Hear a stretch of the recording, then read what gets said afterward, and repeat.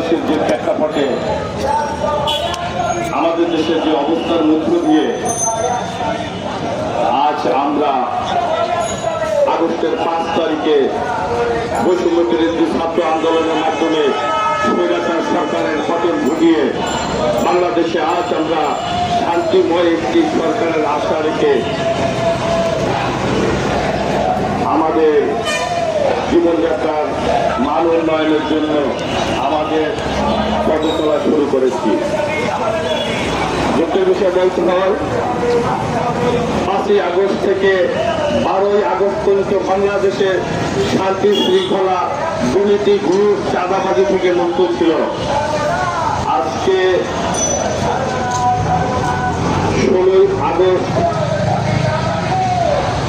দুদিন আগ থেকেই আমাদের দেশে সেই সুন্দর চেহারা ফিরে এসেছে। দুঃখের বিষয় বলতে হয় আমরা যার জন্য এদেশের ছাত্ররা রক্ত দিয়ে শহীদ হয়েছেন সেই সকল ছাত্রদের আত্মত্যাগের যেই সম্মান আমরা দিতে চেয়েছিলাম আজ আমরা আবার সেই সম্মান থেকে বিচ্যুতি ঘটিয়ে আমরা আবার সেই দুর্নীতির মধ্যে আবদ্ধ হতে যাচ্ছে সেই বাংলাদেশ। আমরা চাই বাংলাদেশকে দুর্নীতিমুক্ত করতে, সন্ত্রাস মুক্ত করতে, বাংলাদেশ থেকে ঘুষ চাঁদাবাজি সব কিছু যেন মুক্ত থাকে। আমরা যেন শান্তির নিবাসে বাংলাদেশে স্থায়ীভাবে বসবাস করতে চাই। আজকে সেই প্রেক্ষাপটে বাংলাদেশ বর্তমান প্রেক্ষাপটে দেশবাসীর পক্ষ থেকে অন্তর্বর্তীকালীন সরকারের উদ্দেশ্যে বাংলাদেশের সর্বজনীন দলের প্রস্তাবনা। বাংলাদেশ সর্বজনীন দলের পক্ষ থেকে যেই প্রস্তাবনা নিয়ে এসেছি আমি সেই প্রস্তাবনা পাঠ করতেছি। প্রিয় দেশবাসী, আমরা যে প্রস্তাবনাগুলো এনেছি এগুলো বাস্তবায়নের জন্য বাংলাদেশের অন্তর্বর্তী সরকার এবং এদেশের শান্তিময় জনগণ, পুলিশ প্রশাসন, সামরিক বাহিনী, র্যাব, বিডিআর সকলের প্রতি আহ্বান থাকবে আমাদের যে প্রস্তাবনাগুলো আছে সেগুলো বাস্তবায়নের জন্য তারা অগ্রণী ভূমিকা পালন করবে। প্রিয় দেশবাসী, আমি এখন আমার প্রস্তাবনাগুলা বাংলাদেশের জনগণ এবং প্রশাসনিক অন্তর্বর্তীকালীন সরকার সকলের কাছে প্রকাশ করছি। 1 নম্বর প্রস্তাবনা, বৈষম্য বিরোধী যে সকল ছাত্ররা শহীদ হয়েছেন তাদের স্মৃতি স্তম্ভ তৈরি করে সেখানে ফুল দিয়ে তাদেরকে শ্রদ্ধা জানানোর ব্যবস্থা করতে হবে। 2 নম্বরে, বাংলাদেশের সংবিধান সংশোধন সংস্কার করে পূর্ণাঙ্গ একটা সংবিধান তৈরি করতে হবে, যেই সংবিধানে কোনো অন্যায়, দুর্নীতি, ঘুষ, এরপরে রাহাজানি, সন্ত্রাসী কোনো কার্যকলাপের স্থান না পায় সেরকম একটা স্থায়ী সংবিধান বাংলাদেশে প্রণয়ন করতে হবে।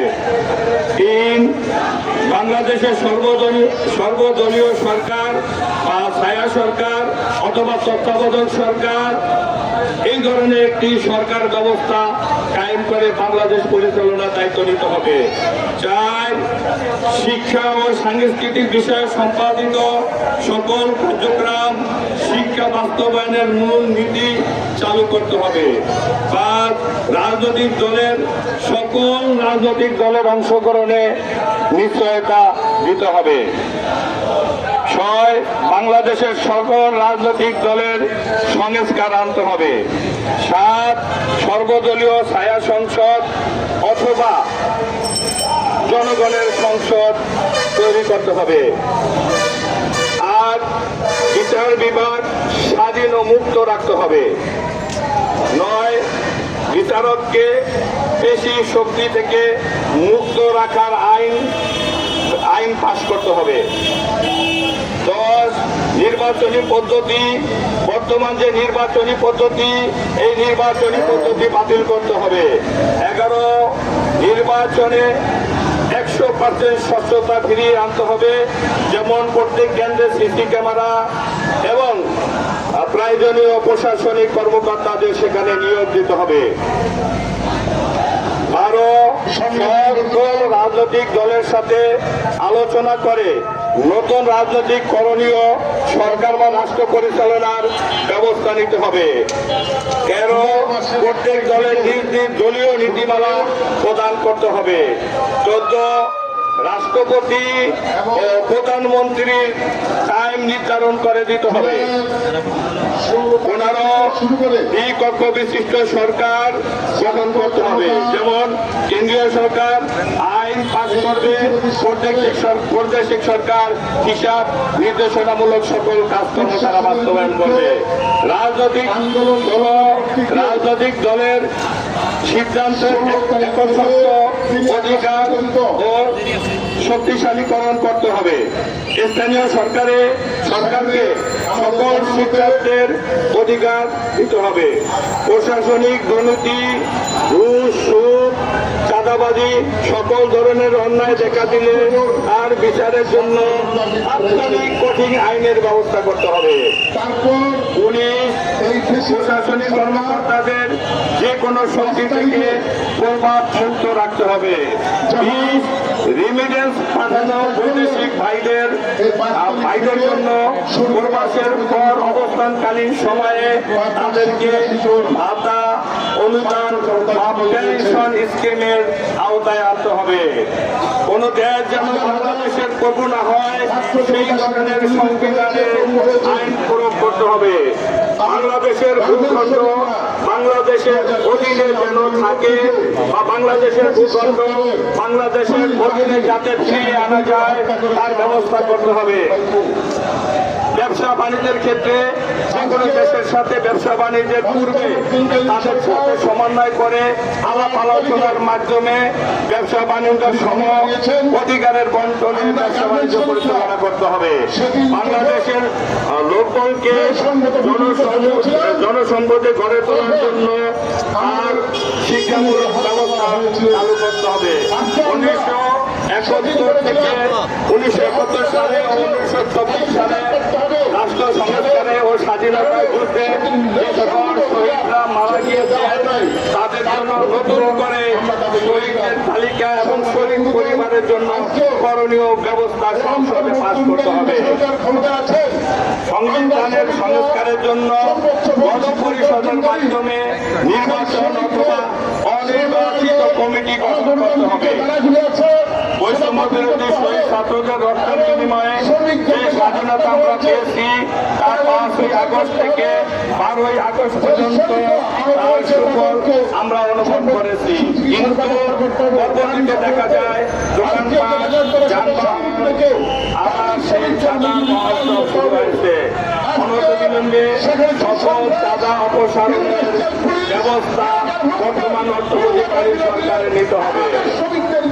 প্রিয় সংগ্রামী ভাই বোনেরা, আজকে আমি সাংবাদিক, প্রেস মিডিয়া, সাংবাদিক, ফটোসাংবাদিক সকলের উদ্দেশ্যে বলছি, আপনারা সঠিক খবর উপস্থাপন করুন, দেশকে শান্তির দিকে ফিরিয়ে নিয়ে যান।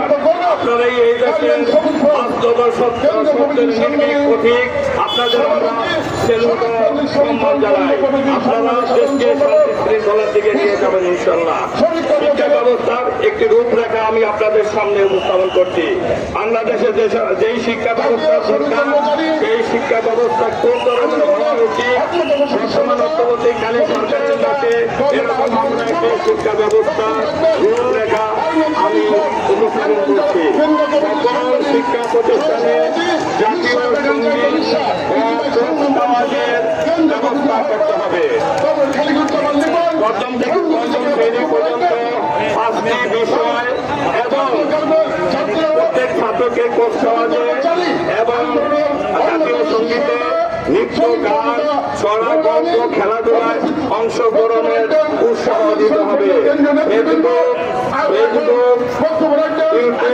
এই সকলে বাচ্চারা শিক্ষার্থীরা যেন আসক্ত না হয় তার ব্যবস্থা করতে হবে। প্রথম থেকে পঞ্চম শ্রেণী পর্যন্ত নির্ধারিত 5টি অধ্যয়নরত বিষয় যা কিছু আছে তা সহ তাদেরকে নৃত্য, গান, ছড়া, গল্প, খেলাধুলা এবং সামাজিক কার্যকলাপে অংশগ্রহণের ব্যবস্থা করতে হবে। পঞ্চম থেকে অষ্টম শ্রেণী পর্যন্ত পাঠ্যপুস্তক বই সহ গান, ছড়া, গল্প, খেলাধুলা, পাশাপাশি দেশ রক্ষা, দেশপ্রেম, পরিবেশ সুন্দর রাখার সামাজিক কার্যক্রমে তাদেরকে অংশগ্রহণ করাতে হবে। অষ্টম থেকে এসএসসি সকল শ্রেণীতে পাঠ্যপুস্তক সহ শান্তি শৃঙ্খলা বজায় রাখার জন্য তাদের যে সকল প্রশিক্ষণের দরকার সেই সকল প্রশিক্ষণের ব্যবস্থা করতে হবে এবং বাস্তবায়নে কাজ করতে হবে। এসএসসি, এইচএসসি পাঠ্যপুস্তক বই সহ তাদেরকে প্রশাসনিক যে সকল কার্যক্রম আছে তাদেরকে সে সকল কার্যক্রমে এবং ছোটখাটো অস্ত্র পরিচালনার ক্ষেত্রে তাদেরকে প্রশিক্ষিত করতে হবে, যাতে করে বাংলাদেশের ছাত্ররাই শান্তি শৃঙ্খলা বাহিনী কাজ করে দেশকে শান্তি শৃঙ্খলার অধীনে রাখতে পারে।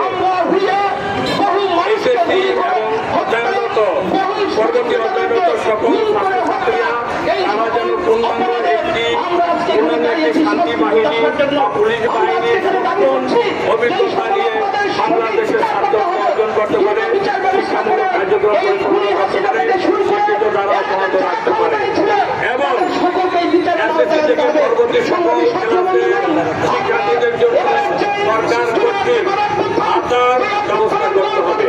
এমন একটি ভাতা নির্ধারণ করতে হবে যাতে করে ওই শিক্ষার্থী ওই ভাতার টাকা দিয়ে বা ভাতার অনুদানের টাকা দিয়ে সে সকল তার ছাত্র জীবন বা শিক্ষা জীবন পরিচালনা করতে পারে। সকল ছাত্রছাত্রীকে এমনভাবে প্রস্তুত করতে হবে তারা যেন বাংলাদেশের সকল ক্ষেত্রে অবদান রাখতে পারে। এমন শিক্ষা ব্যবস্থা চালু করতে হবে যে শিক্ষা ব্যবস্থা প্রত্যেকটা ছাত্রে তার কর্মজীবনে ঢুকেই তার কর্মজীবন শুরু করতে পারে এবং কোনো ছাত্র যেন শিক্ষা জীবন শেষ করে বেকার না থাকে। শিক্ষা জীবন শুরুর সময় তাদের চাকরির ব্যবস্থা করে রাখতে হবে। যে সকল ছাত্রছাত্রীরা বিদেশে যাবেন তাদেরকে বিদেশি প্রক্রিয়া এমন শিক্ষা ব্যবস্থা করতে হবে যেন শিক্ষা জীবন শেষ করে তারা বিদেশ ভ্রমণ করে বাংলাদেশে আয়ের উৎস হতে পারে। ধন্যবাদ সকলকে। পরবর্তীতে আমি আমার বক্তব্য কিছুটা বাকি আছে, পরবর্তীতে আমি আমার বক্তব্য প্রদান করবো। আপনাদেরকে ধন্যবাদ।